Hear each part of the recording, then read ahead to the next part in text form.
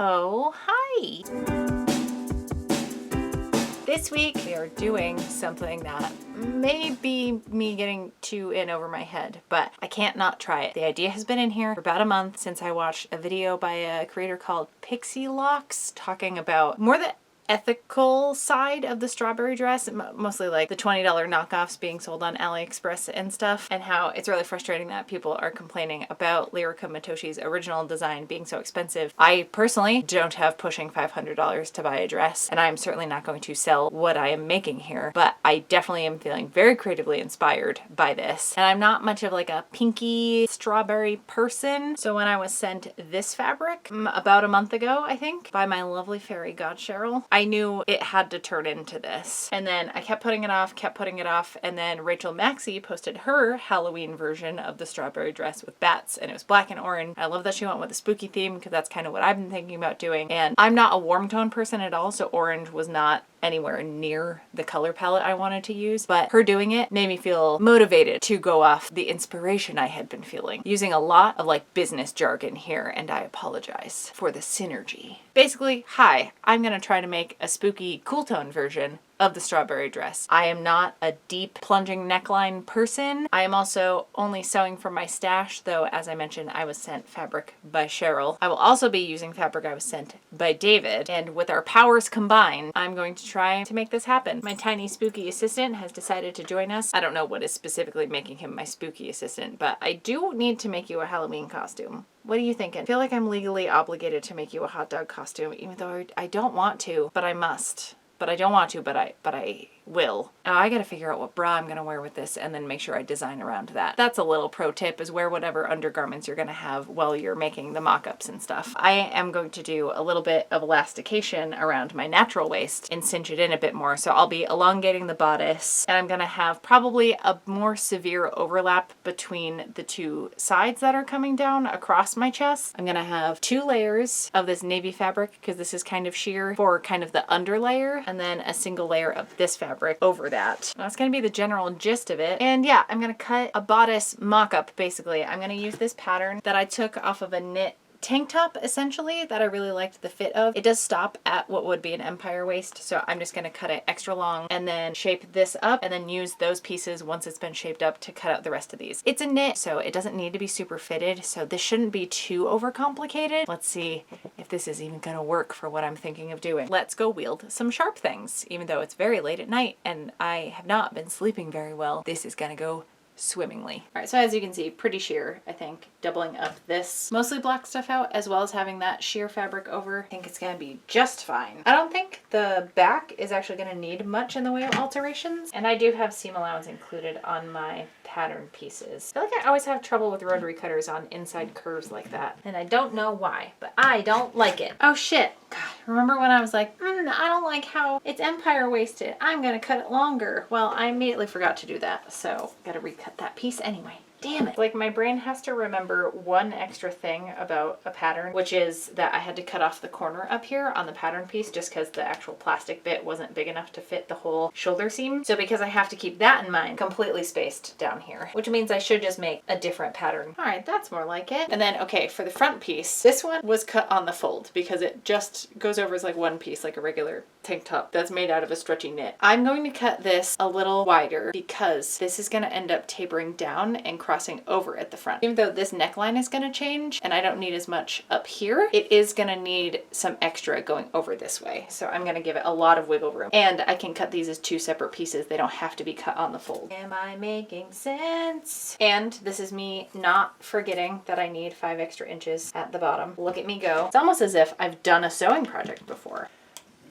And then I also cut the bottom longer all the way over this way because we're gonna need more room here. Now I can cut here down to here as normal. I'm the one fucking making the notes. I should remember these things. Really, it's just a matter of making a system where, like, do I put bright green tape up here so I remember to not cut that shoulder seam off? And had I put like a bright strip of washi tape along this edge saying add 5 inches, I literally wouldn't be able to miss it. Actually, that's not a bad idea because it's also a temporary tape, so I could be reusing these same patterns. Did I just figure out how to work with my own brain for once? Could be. All right, now I'm gonna cut just a diagonal going this way. I don't know if I need all of that, but better to have it. Okay, let's pin this together and do a little test fit. So I just did some really loose like basting stitches along the shoulder and the side seams. I'm actually comfortable with where the overlap point is hitting. Obviously I'm gonna smooth this out, so probably just cut off like half an inch here and make this like a seamless line, especially because there's going to be the ruffles along this whole neckline. I think I'm okay with that. And yeah, this is the elastic I'm going to have at my waist. Certain steps are going to be a pain in the ass. I'm trying to decide where I want the pain in the ass steps to be. So do I want to be really finicky about cutting all of the pattern pieces out exactly right and then have something get messed up, or just cut them all a little bigger like this and shape them up at the same time as I'm fitting it to myself. So it's half flat patterning, half draping, I suppose. So yeah, I'm gonna do the same thing, another layer for the front and back of this, and then one layer of super pretty mesh, and then attach them all together. Okay. Are you ready for what I have so far? Oh my goodness. A lot has happened since you last saw this. I got into the fucking groove the other night. I did some pleats with a fork. It's likely I'll be using the same technique to do some ruffling with some lace on the bottom. I will show you that. I apologize for not showing you this part. I was just in the swing of things and it took a long time. But yeah, it's been a couple days and I think I have a plan for how I'm gonna do the top and bottom. I'm gonna end up trimming the bottom of this piece and this piece and attach these little leather cords that I have. So it's gonna like pull this across. I'm definitely gonna have to like do a little tack right here. Definitely a pin stabbing into my boob. Cool. Okay, this should be the last bit where things are falling out, but I did too much time fucking around with the bottom of this, but I'm finally happy with it. So the elastic did not work because it wasn't a complete loop basically, and it just, oh god, it looked like such a mess. So what I did is I took this super chunky button and carpet thread. That's that bit sticking out down here, right? Because I wanted to gather it to a reasonable length. I'll even everything out afterwards, but I'm really pleased with that shape it's giving it. And then for these loops, they're pulling at the bottom of each side. But to get it to look better over here, I cut a little hole in the stitching at the side. So if you can see here, it's just coming through the side seam. I restitched above and below so it doesn't like split the whole side. And now I can tie my little bow in the front, and I'm just gonna stitch down the ends of that gathering thread. But this is the joy of what I get to do here, and you all make that possible, especially obviously everyone over on my Patreon. I would not get to fuck around with something like this and test all these techniques like the fork pleating, and I've never done a wrap over top ever before, and I get to practice stuff like this and just figure it out and take the time to do that because of everyone whose names you're seeing. It's such an incredible gift, and however long I get to do this, I'm going to appreciate every minute of it, and I can't believe so many of you care enough about my sewing journey to give me that. Thank you all so goddamn much. Okay, let me button this up and put my tits away, and then we will make some sleeves. All right? All right. We're all friends here. It's fine. It's fine. Okay, the top is almost done other than the sleeves. So I'm just taking a pretty basic sleeve pattern. I may add a little bit of length to them when I'm actually cutting it out, but I'm not going to worry about it for the actual patterning part. You can just take a t-shirt sleeve and copy off that if you don't have a pattern laying around. So I'm just going to trace the top. Well, we're tracing the whole thing. I don't know why I'm naming each edge as I do it. A lot of things I do don't really make sense. So now I'm going to cut this out with non-fabric scissors. There are certainly more precise ways to go about this, but especially because it's a knit and it's going to get gathered at the top and we're just going for the bigger the better, I'm not going to worry about it and just, I'm going to eyeball it. And you're cutting to the lower point, like the cuff part of the sleeve, but not through, if you can help it. If you do, you can just tape it together. It's not the end of the world. So now I can spread it out. I'm gonna lay it on top of another piece of paper and then just try to even out the spacing betwixt the rest. Ooh, is anyone surprised? I missed an entire line.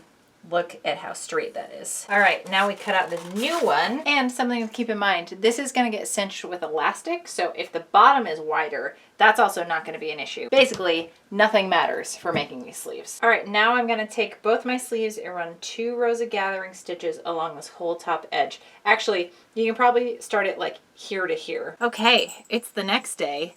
It's been a trying 36 hours. My phone shit the bed for no reason, and there was no reviving it.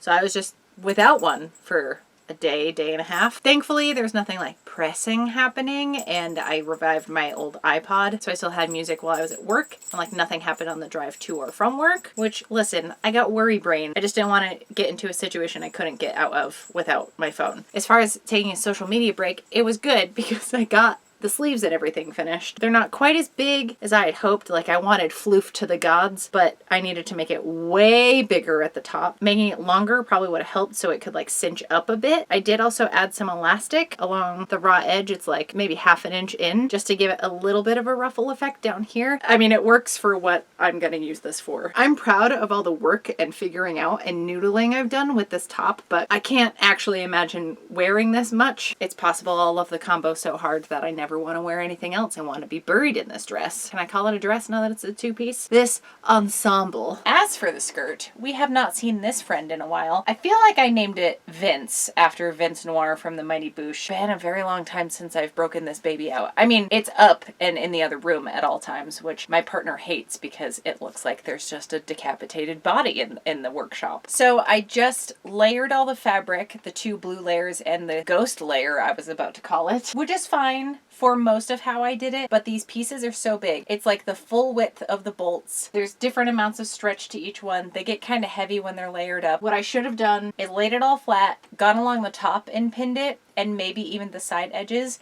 but left the bottom free, because this is happening. They're hanging different and it's pulling this forward, and my God, do I hate it. So all I'm gonna do is cut off the serged edge, let all 3 layers hang, re-clip it, do a basting stitch or something, and then we'll get working on the ruffle and then sew that on after. And then that's the last step. Also, Bert is very aggressively burrowing into his bed.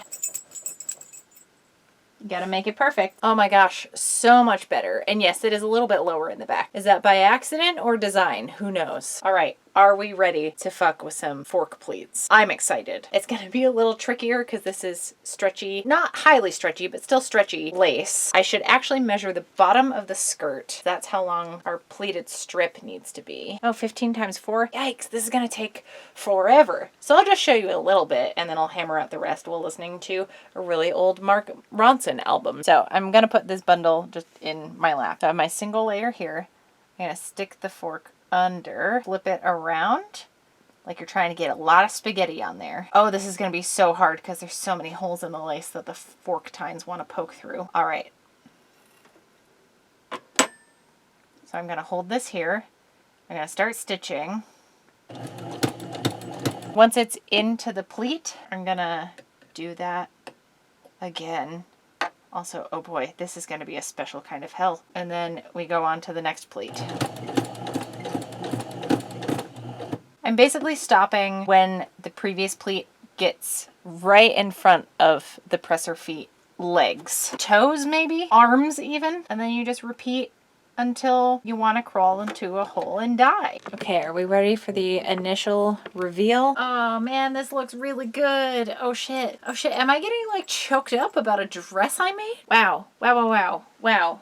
I didn't expect it to go this well, especially because of how much troubleshooting I ended up doing. But while I was doing the heinous amounts of fork pleating at the bottom, which like, can we take a moment to appreciate the swoosh? Oh my God, it's so good. Anyways, as I was saying, there's a podcast I was listening to called Strong Songs. They're talking about Prince's Kiss, which is actually a song I have liked for a very, very long time. The person that hosts it was talking about how he's been practicing guitar and then digging into the difference between practicing and playing, and it really struck a chord with how I've been handling sewing this year. And yes, redoing similar things that I'm familiar with, it helps keep it fresh in my brain, but that does feel like playing something I'm familiar with, where a lot of the projects I've taken on, this kind of shit included, working with knits in this way, draping them like this, as well as the fork pleats, as well as doing a wrap style top from scratch and having a little buttonhole situation on the side here to get the strand to come through. I've just never